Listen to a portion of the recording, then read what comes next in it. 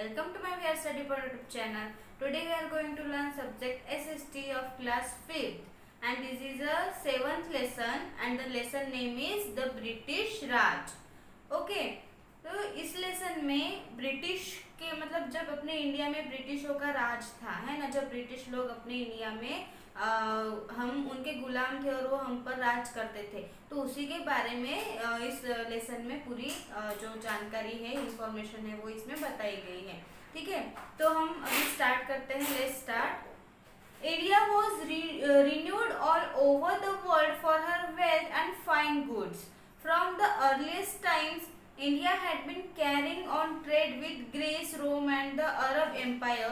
Later Spain and Portugal also tried to join in this trade.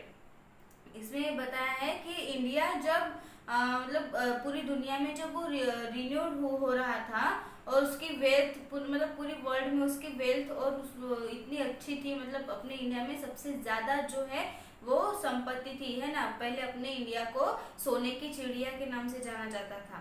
अपने India में इतना धन था, इतनी मतलब बहुत ज़्यादा ऐसे संपत्ति थी और अच्छे अच्छे चीज़ें, अच्छे अच्छे जो नए नए ऐसे प्रोडक्ट्स वगैरह यहाँ अपने इंडिया में बहुत सारे मिलते थे।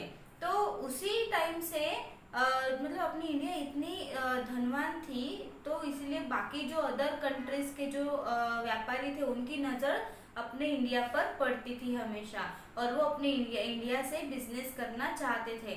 और अपने इंडिया में आके उन्होंने बहुत से ऐसे अलग अलग लोग आए अपने इंडिया में, अलग अलग जो फॉरेन कंट्री के लोग हैं, जैसे ग्रीस के लोग आए थे, रोम आए थे, ठीक है। उसके बाद अरब आया था, है ना, और उन्होंने इंडिया में अपना साम्राज्य बनाया था। यहाँ पे उन्होंने बहुत से बिजनेस किए, बहुत से कमाई की और अपने इंडिया की बहुत सी संपत्ति लूट भी ली, ठीक है। उसके बाद कौन है, स्पेन आए, पोर्तुगाल आए, है ना, उन्होंने भी अपने इंडिया में ज्वाइन होने का यहाँ पे बहुत ही ज़्यादा उन्होंने कोशिश की थी।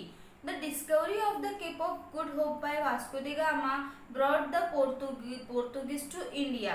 ठीक है, ये तो आपको पता है कि वास्को दी गामा जो था वो अपने कौन से रास्ते से वो आया था, समुद्र के रास्ते से आया था। उसने केप ऑफ गुड होप की डिस्कवरी की थी, है ना, और उसने वो इंडिया मतलब पोर्तुगीज का था वो, तो पोर्तुगीज से उन्होंने वो इंडिया में मतलब उसको शामिल कर दिया।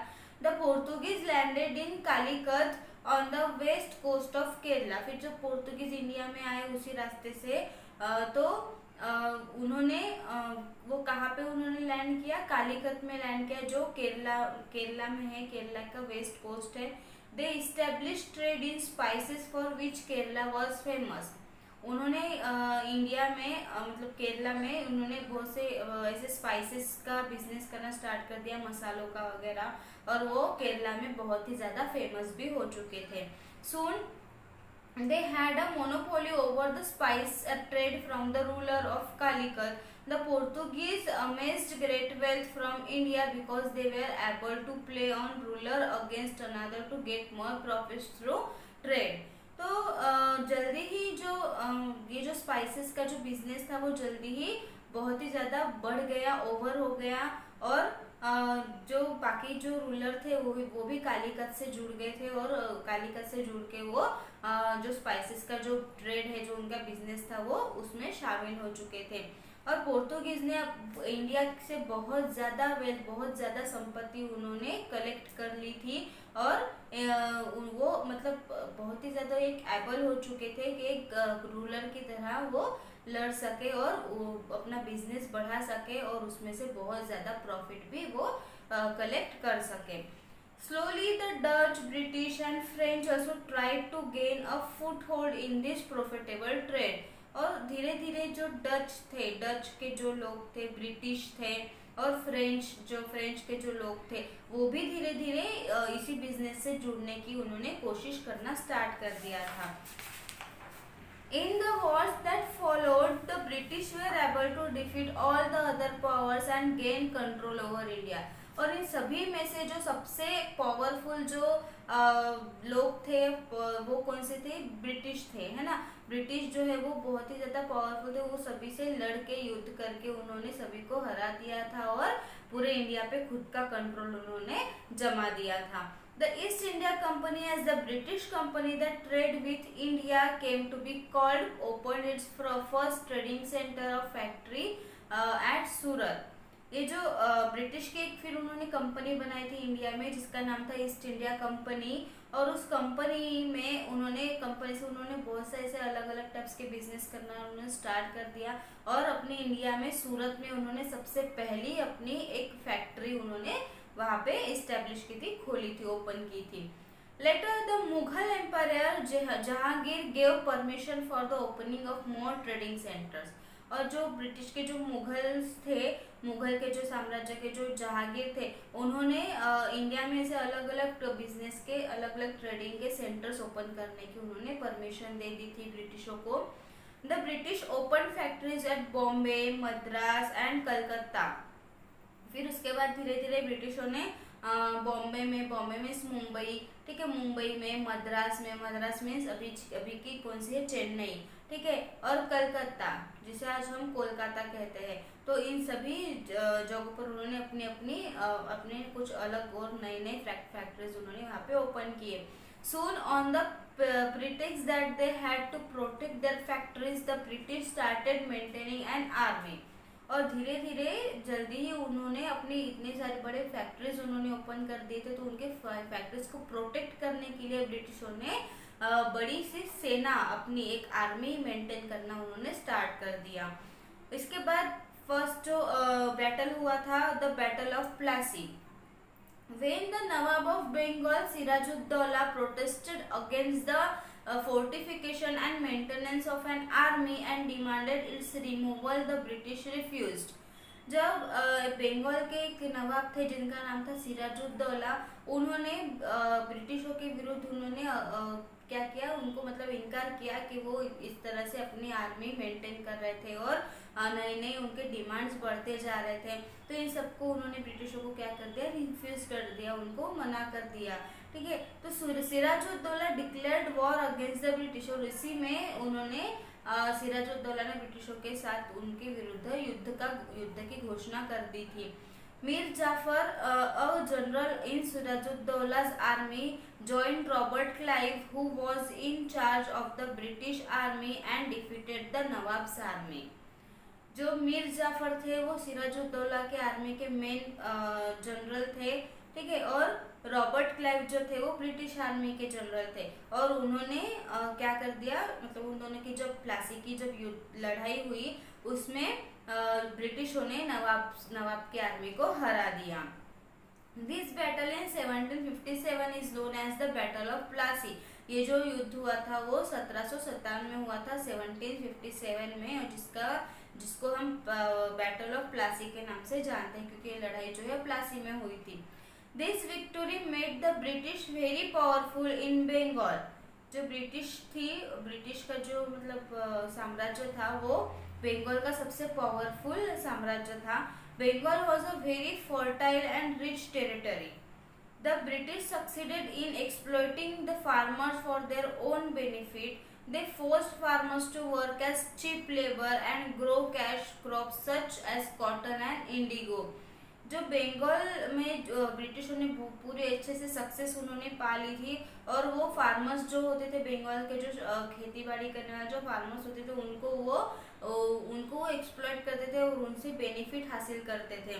और वो फार्मर्स लोगों को बहुत ही फोर्स करते थे कि बहुत ही कम ऐसे कम इसमें वो लेबर रखे और बहुत ज़्यादा कैश में प्राइस में वो क्रॉप्स ज़्यादा प्राइस वाले क्रॉप्स वो ग्रो करे अपने खेती में. जैसे कॉटन है, इंडिगो है, उनकी ज़्यादा डिमांड होती थी, ज़्यादा महंगे वो क्रॉप्स होते थे, तो वही क्रॉप्स उनको खेती में ज़बरदस्ती वो उनको ग्रो कराने लगाते थे. The British made the farmers sell their raw materials at a low price. और ब्रिटिश जो थे वो ब्रिटिशों ने फार्मर्स से वो क्या कम प्राइस में इसमें वो उनसे खरीद लेते थे. वो जो भी रॉ मटेरियल्स है वो लो प्राइस में खरीदते थे. All this made the Indian farmer very poor, but the British were able to make a great deal of profit. तो इस वजह से जो फार्मर्स होते थे वो बहुत ही गरीब होते जा रहे थे, क्योंकि उनको उनकी मेहनत का उतना पैसा उनको नहीं मिलता था, उनसे बहुत कम पैसों में खरीदते थे और बाहर उसको बहुत ही महंगे प्राइस में उसको बेचते थे, उसका एक्सपोर्ट करते थे। तो ब्रिटिशों को बहुत ही प्रॉफिट होता था और बेचारे जो फार्मर्स होते थे जो उसको उन पैसों मतलब वो खेती में जो उगाते थे, ग्रो करते थे, उसकी उनको मेहनत नहीं मिलती थी, है ना, इसलिए वो बेचारे गरीब ही होते जा रहे थे। The British won the battle of boxer इन 1764। उसके बाद एक बॉक्सर में बैटल हुई थी ब्रिटिशों की, उसमें 1764 में उसमें भी ब्रिटिश ही जीत गए थे। After this battle they started extending their territories by forcing Indian rulers to surrender their kingdoms through various policies. और इसी युद्ध के बाद, इस बैटल के बाद ब्रिटिशों ने अपने प्रदेश को बढ़ाना स्टार्ट कर दिया और भारत के जो रूलर्स थे उनको उन्होंने अपने राज्य में ले लिया और उन भारत के जो प्रदेशों के जो राजा जो थे उनको सरेंडर करने के लिए लगा दिया। According to one such policy, the British declared that the state would be taken over by the British if the ruler of the state died without a natural born heir। फिर उन्होंने कुछ ऐसे नए पॉलिसी, कुछ ऐसे नए rules उन्होंने बनाए। एक रूल्स ब्रिटिशों ने डिक्लेयर किया कि जिस भी इंडिया के जिस भी स्टेट के, जिस भी राज्य के राजा को अगर कोई भी खुद का मतलब उनका खुद का कोई अगर पुत्र ना हो, कोई भी बेटा ना हो, तो वो मतलब अगर उसके डेथ के बाद उसमें उसके राजगद्दी पे बैठने वाला जो अगर उसका कोई वारिस ना हो, तो वो जो राजगद्दी है वो ब्रिटिशों के अंडर में चली जाएगी। अगर उस राजा के कोई अगर मतलब खुद की नेचुरल बेबी ना हो और अगर उसने किसी बच्चे को अगर एडॉप्ट कर लिया हो, कोई उसका एडॉप्ट बेटा हो, तो उसको उस गद्दी पे बैठने का कोई अधिकार उन्होंने नहीं दिया था, उस अधिकार को उन्होंने रद्द कर दिया था और ये डिक्लेयर किया था कि जिस राजा को अगर खुद का नेचुरल बेटा ना हो, वो उसकी जो राजगद्दी है वो ब्रिटिशों के अंडर में चली जाएगी, ऐसा उन्होंने डिक्लेयर कर दिया था। This was called the doctrine of lapse. इसी रूल्स को क्या कहा जाता है? डॉक्ट्राइन ऑफ लैप्स कहा जाता है। Through this policy the British were able to occupy Jhansi, Nagpur and other places.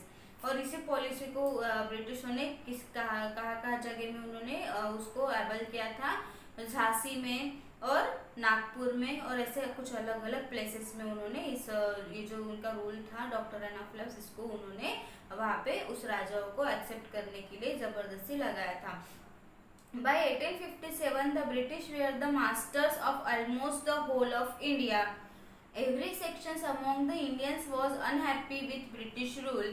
The Indian rulers who had lost their kingdoms were ready to fight the British. It was in this circumstance that the revolt of 1857 broke out.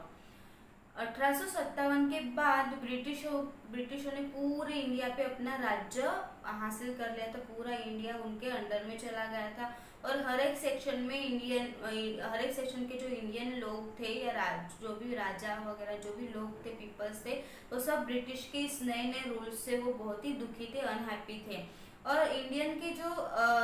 Indian rulers जो थे, India के जो राजा थे, उन्होंने ज़्यादातर अपने जो kingdom से उनके जो साम्राज्य है वो क्या हो चुके थे, लॉस्ट हो चुके थे, उनके हाथों से निकल चुके थे और वो ब्रिटिशों के साथ फाइट करके अपने राज्यों को वो बचा नहीं पा रहे थे।